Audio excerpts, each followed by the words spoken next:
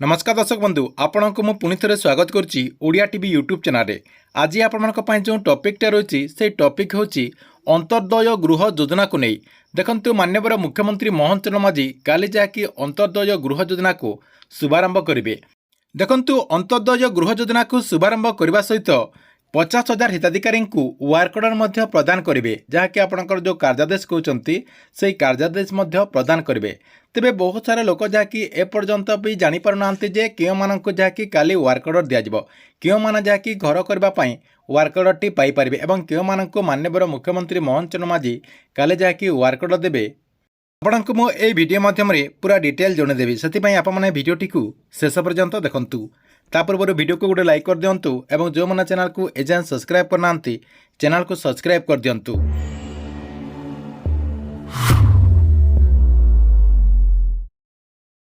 प्रथम देखंतु आपण समस्त जानी रखु जे आमर ये जो ओडिया टीवी यूट्यूब चैनल रही है यूट्यूब चैनल माध्यम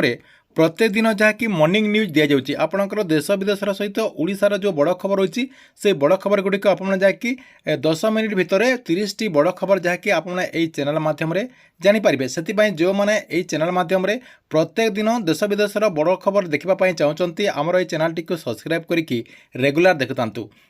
देखंतु आपनको मो एई चैनल माध्यम आगुरी कही सारी माननीय मुख्यमंत्री मोहन चरण माझी मार्च 30 तारिख में कलाहांडी जीवे कलाहांडी आपंकर जो अंत्योदय गृह योजना रही है अंत्योदय गृह योजना को शुभारंभ करेंगे। शुभारंभ करने सहित 50,000 हिताधिकारी को वर्क ऑर्डर प्रदान करेंगे। देखंतु ये जो आपंकर 50,000 हिताधिकारी को वर्क ऑर्डर प्रदान करेंगे बोली कहुच्छी क्यों मानक वर्क ऑर्डर टी दिज्व क्यों मानक आपंकर कार्यादेश टी दिज्व। देखंतु आपंकर जो अंत्योदय गृह योजना रही है अंत्योदय गृह योजनार गाइडलाइन रही जो मानकर घरटी भांगी जाइथिबो जेमिति आपणकर बात्या बन्या किंबा आपणकर घरटी जदि पोड़ी जाइथिबो कहबाक गले जेकोसी कारण जदि आपणक घर जदि नष्ट हो जाइछि ताले आपने अंत्योदय गृह योजना रे आवेदन करके घर पाई परिबे। तेबे जो मैंने पूर्वर आवेदन करथिबे आपणकर सरपंच किंबा आपणकर जीआरएस को सहित जोगाजोग करके जो मैंने आवेदन करथिबे सेमाने जहाँकि अंत्योदय गृह योजना अधीन काली जहाँकि वर्क ऑर्डर पाई पारबे बोली अपडेट होछि जहाँकि ऑफलाइन माध्यम एटा आपणकर आवेदन करा जाउतला। आपणक पंचायतर जो सरपंच रही सहित आपणकर जीआरएस जो रही द्वारा जहाँकि आपने ऑफलाइन माध्यम आपणक ब्लॉक को जाकि आवेदन कर पारे। देखंतु जो मैंने आवेदन करते जहाँकि अंत्योदय गृह योजना अधीन काली वर्कर पाइपर अकाउंट को सीधा सलख अंत्योदय गृह योजनार फास्ट इनस्टॉलमेंट 40,000 टंका काली जहाँकि डीबीटी माध्यम ट्रांसफर कर आपणकर प्रधानमंत्री आवास योजना अधीन जो मैंने आवेदन करते दिजावनी जो मैंने अंत्योदय गृह योजन आवेदन करते जहाँकि काली वर्कर टी पाइपर यहाँ आपंकर पूरा आप क्लीयर हो जाए। सहित देखो आपंकर जो अंत्योदय गृह योजना रही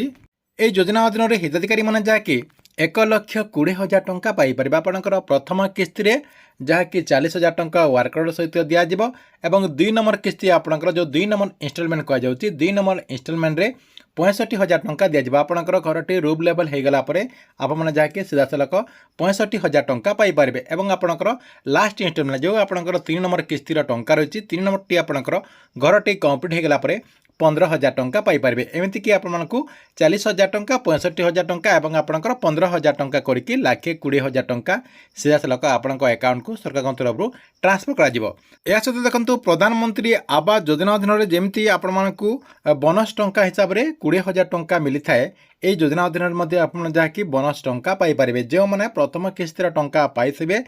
से दिन ठारू 4 मास भितर जदि आप घर कम टी कंप्लीट करें अकाउंट को 20,000 टंका दिज्व और जो मैंने प्रथम किस्तीर टंका पाई सारापर 6 मास भितर जदि घर कम टी कंप्लीट करुँच